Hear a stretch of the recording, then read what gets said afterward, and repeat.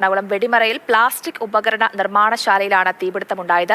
തീ അടയ്ക്കാനുള്ള ശ്രമങ്ങൾ ഇപ്പോഴും തുടരുകയാണ്. വാട്ടർ ടാങ്കുകൾ നിർമ്മിക്കുന്ന സ്ഥാപനത്തിലാണ് ഈ തീ പടർന്നത്. കൂടുതൽ വിവരങ്ങളുമായി സ്നേഹ, നമുക്ക് ആ ദൃശ്യങ്ങൾ ആദ്യം ഒന്ന് കാണാം.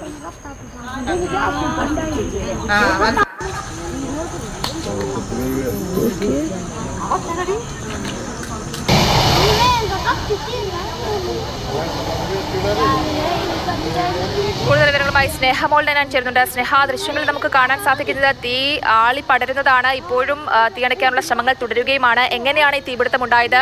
ഇപ്പോഴത്തെ ഒരു അവസ്ഥ എന്താണ് അവിടെ? ജയലക്ഷ്മി, രാത്രി 12 മണിയോട് കൂടിയാണ് വടക്കൻ പറവൂർ വെടിമറയിലെ ജാറപ്പാടിയിൽ ഈ തീപിടുത്തമുണ്ടായത്. പ്ലാസ്റ്റിക് വസ്തുക്കൾ ശേഖരിച്ച് ഇവിടെ നിന്നും കയറ്റിവിടുന്ന ഒരു ഗോഡൌണിനാണ് തീപിടുത്തം ഉണ്ടായിരിക്കുന്നത്. എന്താണ് ഈ തീ പിടിക്കാനുണ്ടായ കാരണം എന്നതിൽ വ്യക്തതയില്ല.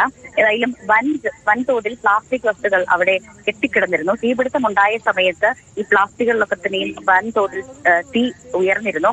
അതുകൊണ്ട് തന്നെ ഈ ശക്തമായ രീതിയിൽ അവിടെ തീ പിടിക്കുകയായിരുന്നു. ഈ പ്ലാസ്റ്റിക് ഗോഡൌണിനോട് ചേർന്ന് ഇവിടെ താമസിക്കുന്ന 8 കുടുംബങ്ങൾ ഉണ്ടായിരുന്നു. പുക ഉയരുന്ന സമയത്ത് തന്നെ ഇവർ ഓടി രക്ഷപ്പെട്ടിരുന്നു. അതുകൊണ്ട് തന്നെ വലിയ ദുരന്തം ഒഴിവായി എന്ന് തന്നെ പറയാം. ഏതായാലും ആലുവ, അങ്കമാലി തുടങ്ങി വിവിധ സ്ഥലങ്ങളിൽ നിന്നും ഫയർഫോഴ്സ് എത്തി തീ അണയ്ക്കാനുള്ള ശ്രമങ്ങളൊക്കെ തന്നെ തുടർന്നുകൊണ്ടിരിക്കുകയാണ്. ഇത് നീണ്ട മണിക്കൂർ നേരം ഈ തീ നിയന്ത്രണ വിധേയമാക്കാൻ സാധിച്ചിരുന്നില്ല. തീ നിലവിൽ നിയന്ത്രണ വിധേയമാണ്, പക്ഷേ പൂർണ്ണമായും തീ നിയന്ത്രണ വിധേയമാക്കാൻ സാധിച്ചില്ല. ഫയർഫോഴ്സ് എത്തി ഇപ്പോഴും തീ അണയ്ക്കാനുള്ള ശ്രമങ്ങളൊക്കെ തുടർന്നുകൊണ്ടിരിക്കുകയാണ്.